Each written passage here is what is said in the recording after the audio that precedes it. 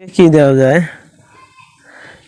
মস্ত পড়াশোনা করতেছে, হ্যাঁ তাকে একটা কিনে দেব, তাকে বিসিএস ক্যাডার আমি বানাবো, ঠিক আছে। তাকে মানে একটা বাড়িতে হচ্ছে এসি রুম করে দেবো, ঠিক আছে। এই ওই যে আব্দুল মান্নানের ভাই, হ্যাঁ আলম আলম, হ্যাঁ, তার পড়াশোনা যেহেতু আছে, সে আগে একটা তো জব করতো, কে গাইবান্ধা কোথায় জানি, এলজিপিতে ছিল, সরকারি চাকরি ধরতে গেলে ওখানে তাকে ঢুকে দেব। আর আব্দুল মাসুদ মাসুদ মাসুদ আপনার জাত ভাই। আচ্ছা আচ্ছা, মাসুদ ভাই যেহেতু তার সার্টিফিকেট নাই, ঠিক আছে, সে যেহেতু এগুলো কর্মই করছে, এগুলো কর্মের উপরেই দক্ষ, তাকে আমি তুলসীঘাট বা শুক্রর মোড় একটা হচ্ছে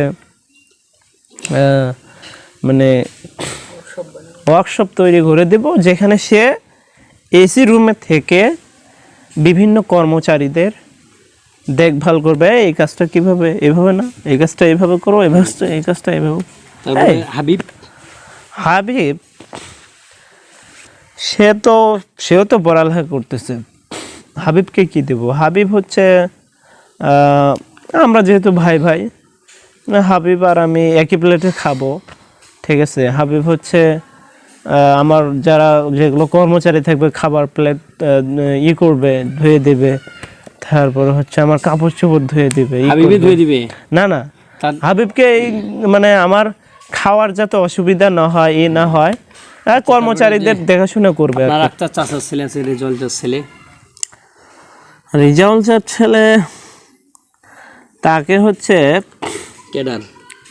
না, তাকে সে প্রচুর আনুগত্যশীল ব্যক্তি, সে আমার কথা খুব শোনে, তাকে আমি করে দেব, বাথরুম সাফ করতে দিবে। না না না, তাকে আমার অফিসে নিয়ে গিয়ে তাকে হচ্ছে আমার ওই ফাইলগুলো দেখাশোনা করার দায়িত্ব দেব।